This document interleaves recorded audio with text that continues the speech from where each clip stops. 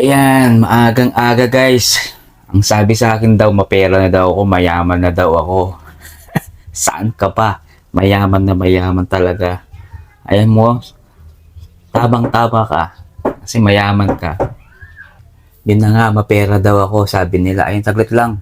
Di ba, maagang maaga. Kasi meron tayong mga content. Siyempre, alam naman yung mga content creator. Ganito talaga kami guys. Kasi, mahirap talaga gumawa ng content everyday. Kaya ang ginagawa ko to para po sa ating lahat. Sa ating lahat talaga. Tignan nyo kung ibag ko guys. Oh, ibag. Oh, ayan. Ayan, i-flex ko yung muna yung sing-sing ko guys. Ang aking first sahod. O, di ba?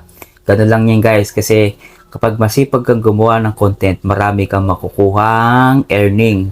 Basta magsipag ka lang. Sabi nila kasi marami nagsasabi sa akin na mayaman daw ako. Oo, totoo yun, mayaman ako.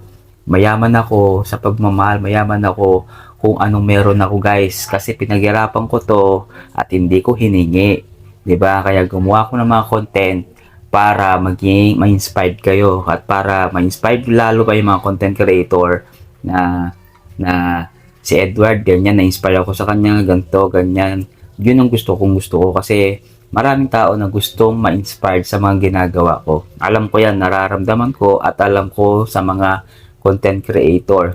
At syempre guys, hindi dahil sa inyo, nagawa ko ito, lumakas yung loob ko na maging gumawa pa ng content na talagang informative, mga entertainment, mga, alam niyo na yung paulit-ulit ko na sinasabi. Kasi natutuwa ako, di ba? Yan, paggising ko pa lang, may muta pa ako, gagawa ko ng content para po sa inyo. Basta ito sinasabi ko sa inyo guys, mayaman ako.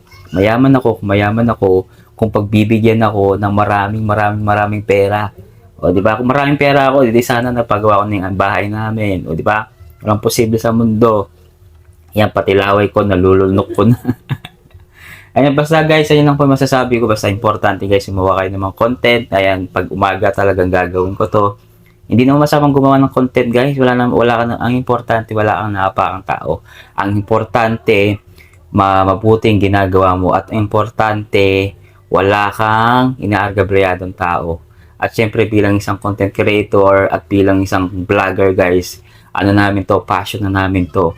At wala kaming hiyaya kung ano mang sasabihin ng iba. Ang importante kumikita kami, kahit sentimo yan, mahalaga pa rin yan. Kasi hindi mabubuo yung sentimo ang $100. Ganun lang kasimple guys. Basta ako, tuloy-tuloy ko lang kung ano ginagawa ko. Basta maging mabuting tao ka lang. At syempre, ma-inspire mo pa yung maraming tao na nagtitiwala sa iyo. Okay? Yun lamang po guys. Hindi ko na kailangan paabahan to kasi nga, tignan mo, bagong gising pa lang ako.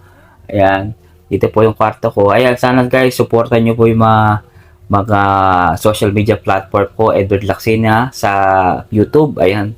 Sana makuha ko po yung 100,000. Sana before birthday ko, 2024 February. Ayan, maraming salamat po. Ito po muli si Edward Lacsina, Kapugi ng Tarlac City, and God bless. Shout out sa mga Somzi.